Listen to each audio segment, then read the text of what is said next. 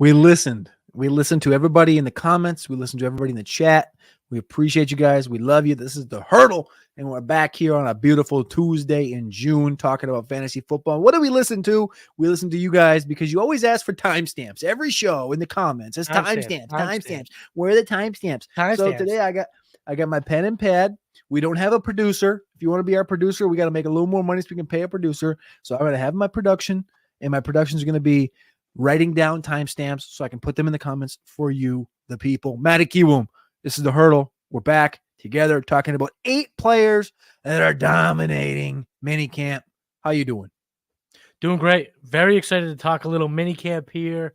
You know, we get these little morsels of football, and we just want to eat them up and enjoy them while they're around because, you know, the dog days of summer are going to be here. We're going to have to wait until in July. It's going to be a whole waiting period. So I'm excited to be able to check out these teams, seeing some of the storylines that are building up and start seeing some of the players that are dominating minicamps.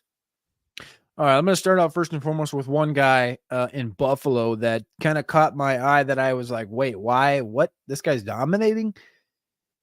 Chase Claypool. This is a Trash Man special. Trash Man special here, Chase Claypool. We got actually tweeted at us at Roster Watch about, you know, did you guys send Trash Man to the Bills camp? Is that why he's getting all this pub? No, we didn't actually, but there was a tweet that came out just the last couple of days that said Claypool's been the Bills' most consistent receiver during OTAs and setting the stage for what should be a run at the 53-man roster. The quarterback throwing him these footballs, throwing him these deep bombs was none other than Mitchell Trubisky. So two former, Chase Claypool was only in Chicago for a year, but 2 former Chicago Bears now wreaking havoc on the Bills' second team. Two former Pittsburgh Steelers too, right? I mean, these guys just keep following each other around. Factual. Wherever they go, there we go. There you are, I guess, with those 2 guys. They'll break out eventually. Hold out hope, everybody. Keep holding on some hope for Chase Claypool. But do you think that a little bit of the Chase Claypool buzz is actually, some way good for Keon Coleman? Because we can't actually believe that Chase Coleman will have a role that he is able to hold on to at all. Why'd you just compare them and then you said Chase Coleman? So I will say Chase Coleman would be probably a hell of a player. Push them together. No, I do think it helps though. Like I do think it helps because it's pushing him. Claypool is a veteran as much as like he hasn't done anything. Like he's a veteran. He's been in the league for a couple of years.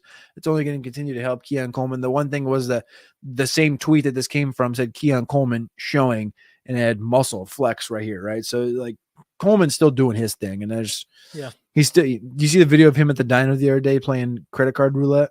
Yeah. Yeah. I mean, that guy is going to be a social media. He's gold on camera. Yeah, it's hilarious. All right, Chase Claypool's my number 1 player. Who do you got? My number 1 player right now that's dominating minicamp. It's actually Hollywood Brown. And the reason being, he's showing out, he's building that rapport with Patrick Mahomes. We've talked about it a number of times in terms of how the team is looking at Hollywood Brown. But most importantly, Xavier Worthy is on the sideline. Xavier Worthy is spending most of his days learning from Matt Nagy, learning the playbook, the verbiage, all that stuff. So that's good for him. But just seeing the rapport being built between Brown and Mahomes, that's got to be a win. And he's out there. You see him catching those deep bombs. He is dominating. And you're hearing, that Sky Moore is struggling mightily. You're hearing Nikko. I can't even think of his last name right now, but he's coming out of nowhere. He's like 5'9", little water bug type. People are very impressed what they're seeing out of him. Maybe he kind of falls into that Ricky James type thing we thought was last year. I don't know. Wait, is it Nikko Remigio? Remigio. I knew it's like an Fresno kind of name. Yes. That's a Fresno Remigio. kid. Yeah. Yes, he's 24. He's like I said, 5'9", 178 or something like that.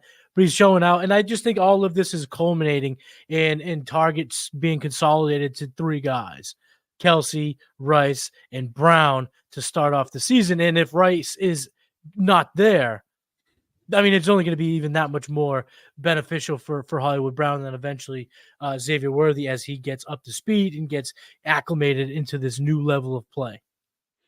Bri, I was just working on an article that's going to be up at Roster Watch today, and it's my top 10 thoughts from the 2024 offseason.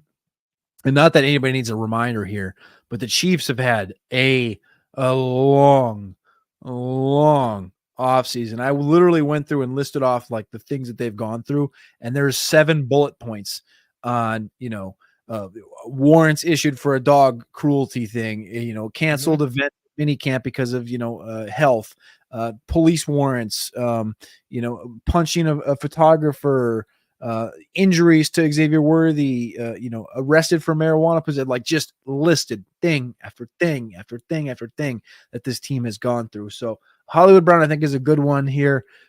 He seems like he's still a value across all formats, and I think he's not going to be a guy that I'm generally pointing just at best ball this year. Like, I think he's going to be more of a any league, any draft, you name it. I'm cool with Hollywood based on that price. So my second player here kind of has a similar speed here, and I'm going to kind of use 2 guys in one because it's just more so the position than anything. The Philadelphia Eagles. I read a quote the other day that said John Ross is the wide receiver 3, and it's his position. It's his role to lose. And I've seen some interesting comments about Parris Campbell. Of course, we had Devontae Parker, who retired I think it was about a month ago now. But that wide receiver 3 spot in Philadelphia that was earlier owned by Quez Watkins for the last couple of years. Julio Jones came in 2023 for like maybe, a dozen and a half, targets or so. Parris Campbell, John Ross seem to be the 2 guys boxing for this third wide receiver spot next to the extended A.J. Brown and Devonta Smith. Also, Joe Nagata from Clemson is in that wide receiver room receiving opportunities as well. But John Ross and Parris Campbell, 2 guys that are sub 4.3, haven't really broken out, high expectation, speedsters that could bring a different element to this offense. If again, it's the same role, right? They've showed the angle of which they wanted. They wanted the Hightower, the Quez Watkins, the 4.3, 4.4 speed. I think Hightower was a 4.40 or 4.41 guy. Quez was in the 4.3s, I think 4.35. And then they tried Julio, who's of course bigger, older, and 6'4". Devontae Parker, bigger, older, 6'3". And now they're going back to the speed. They're going back to the Campbell and the Ross, and they're going to see if they can make this thing work. So Campbell, John Ross, these guys are dominating minicamp to this point at the wide receiver. They get dominating in their own context, right? This isn't like dominating like they're going to be the next Jamar Chases, but by any means, but they're dominating their opportunities. And they're dominating the headlines of their team, which matters in OTAs. I know that the overall theory is just throw it out. It's worth it. It's take it with a grain of salt in OTAs. But sometimes we hear these nuggets that we throw away, and then come December, we're like, how did no one see this coming? And you look back at some of the remarks by the coaches, by the players themselves, and you're like, shit, the writing was on the wall. We just decided to ignore it. So that's what we're talking about here. They're dominating the headlines, dominating their team's practices, and dominating their situation. Maybe we are one day going to find the next Jamar Chase, but we're hoping it comes with a little bit better offseason, because remember Jamar Chase with the whole he can't catch footballs, he can't see the football, he's blind, all this crazy stuff. Anyway, I don't want to talk about that. I lost out on some Jamar Chase shares when he would have been cheapest as a rookie. The next guy I want to talk about dominating is another wide receiver, Pop Douglas, up here in New England.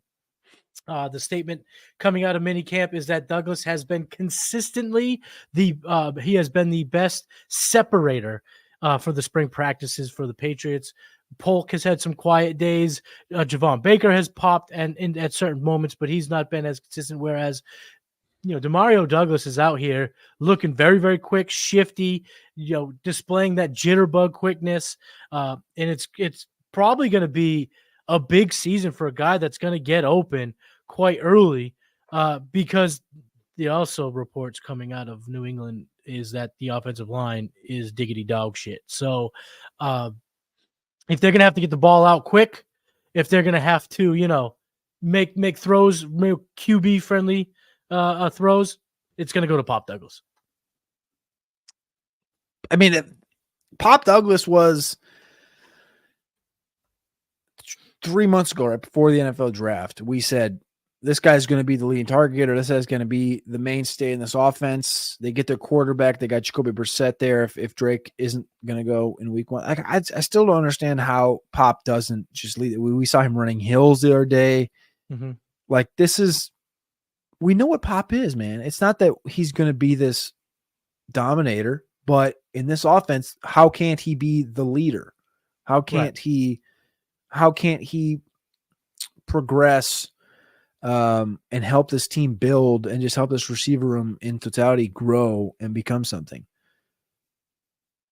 I'm always in on Pop Douglas. That's not really a tough one for me. Let's go. I'll go to Minnesota here. I'll go Ty Chandler.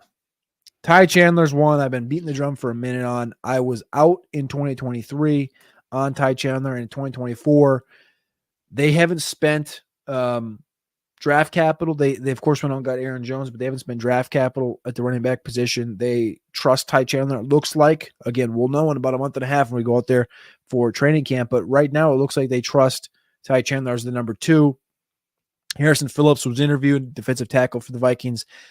I see us having a 1-2 punch at running back, almost like they have in Detroit. I don't know if that's what's happening on the offensive side, but I know that we have 2 true number 1 running backs.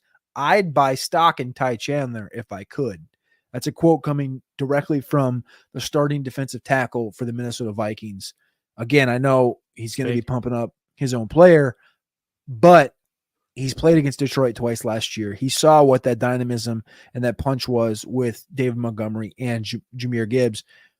Neither of these guys are really built like David Montgomery. Neither of them are, I would say, as elusive as Jahmyr Gibbs, but it's a different 1-2 punch. It's a different vibe that you're going to get from 2 guys that are, I think they're more close together in talent than they are comparable to Montgomery and Gibbs, if that makes sense, right? I think Chandler's just a younger version of what Aaron Jones is.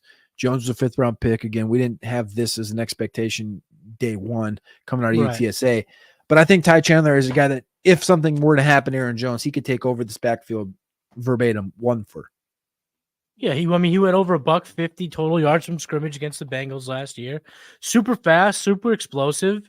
And remember, like for the Aaron Jones comparison, it was that Thursday night where there was like 3 running back injuries that led to Aaron Jones getting the shot. And of course he ran with it and never looked back. So, that type of opportunity could absolutely be there for Ty Chandler. Before I talk about the next guy who's dominating camp, I just wanted to go back to Nikko Remigio just real quick because some quotes just came out. I just came out with some quotes. So he caught 8 passes during the scrimmage and 5 came from Pat Mahomes. So that's good. Pat Mahomes on the ball. Carson Wentz. This is his quote about Nikko Remigio. He runs all day. I can tell you that.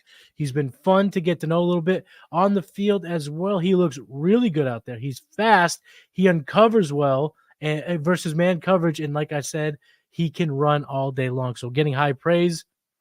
I don't think there'll be a spot for him in terms of our fantasy teams, but it's just, I think, a resounding buzz around a guy like that, which means probably the end of the line for the Sky Moores, Kadarius Tonys, Justin Watsons. These guys will officially probably have played their last few snaps here for Kansas City soon enough. The next guy who's been dominating the minicamp so far, tight end from the Pittsburgh Steelers, Pat Friermuth. It's been documented. This is a quote that I'm reading here. It's been well documented how Smith likes to use tight ends in his offense, and that was evident in OTAs. Pat Friermuth was not only targeted often, but he looked like a legitimate playmaker in this offense. We've talked about him ad nauseum because we love the prospect coming out of Penn State. He showed us a lot early in his first 2 years as a professional, and now he is going to be with the best quarterback he's played with since his rookie with aged Ben Roethlisberger. He's going to get Russell Wilson there, and again, for all the haters of Arthur Smith, I get it what he did in Atlanta, but as an offensive coordinator, this guy's been very good for us fantasy gamers, and I think that's going to be the case for the Steelers this year. Pat Friermuth, anyway, you dice it up with the talent, and now being used as a playmaker all over the place. I think he really does have that double-digit touchdown upside that we're chasing for late-round tight ends. I'm going to go to the running back position. I'm going to go to New York. We drafted a lot of Tyron Tracy. We've heard some positives coming out about Tyron Tracy. Brian Dayball says Devin Singletary has shown good leadership traits and knows the system. Tyron Tracy's been picking things up quickly. But Matty, the one thing I will say that you can digest from these coaches when they talk about a player, if they don't go in depth on a player and they just go, yeah, he's picking things up quickly, that means that he's not quite where they want him to be, but he's picking things up or he's progressing along. Those are some phrases that you could hear from a guy that maybe isn't quite on that level. The other one that we've heard from that backfield is Eric Gray. More and more buzz. Theo has pushed this one to the front of the conversation. Actually, I'll give the credit first to Trash Man, and then Theo talked shit. With Trash Man. He started it Trash Man brought it up. No doubt, and I have 4 or 5 shares of Eric Gray. Because the day after you told me about Trash Man, I was like, you know what? Fuck it. If he's on the 53s for me, if someone's reading something good about him, let me throw him on the back end. He's better about having my roster than Latavius Murray. So I have some shares of Eric Gray now. So thank you, Trash Man.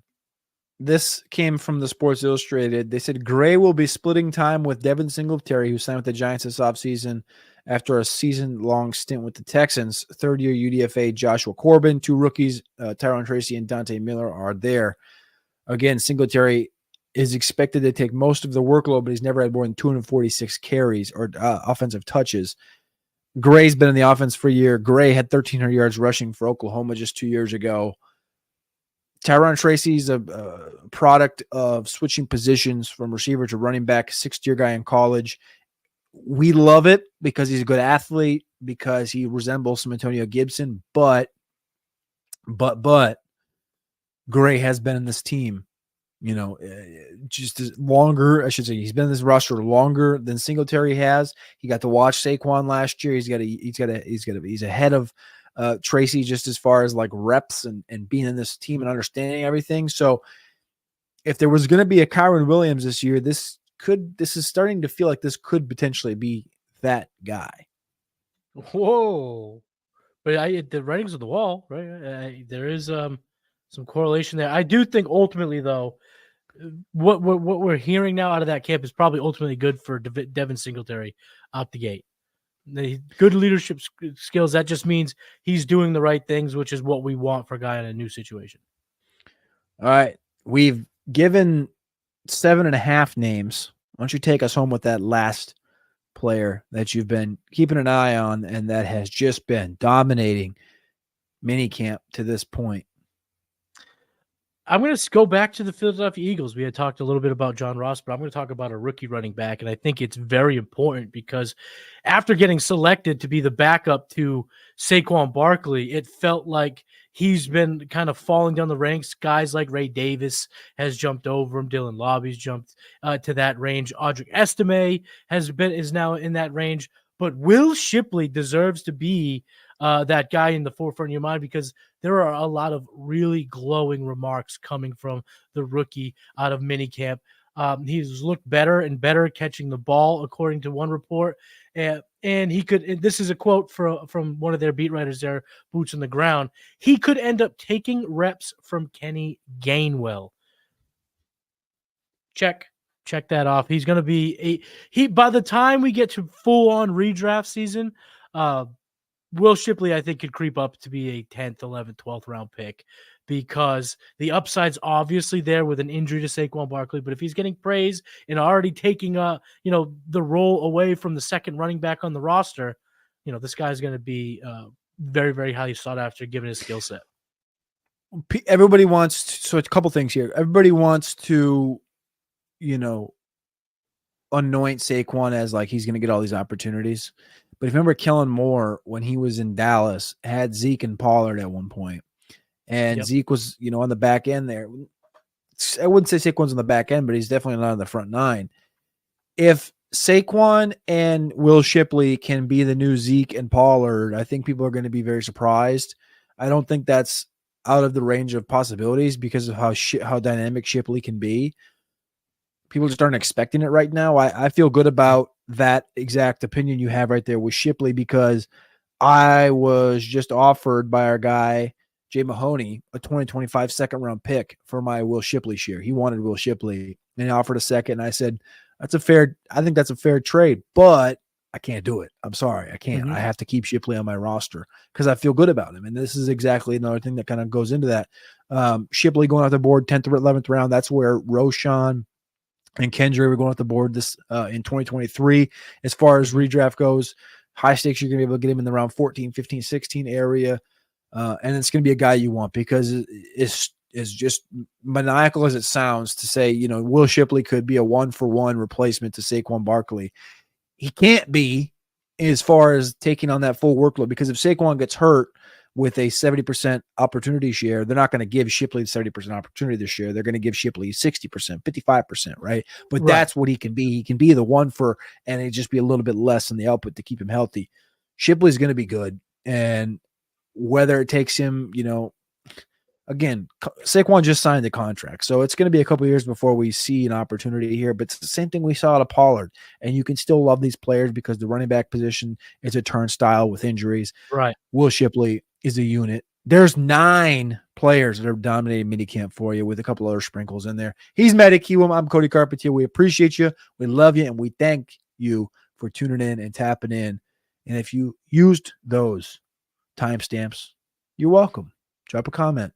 Help the algo, and we'll keep on grinding forward. Click that like button, click subscribe. We'll be back tomorrow night. Peace.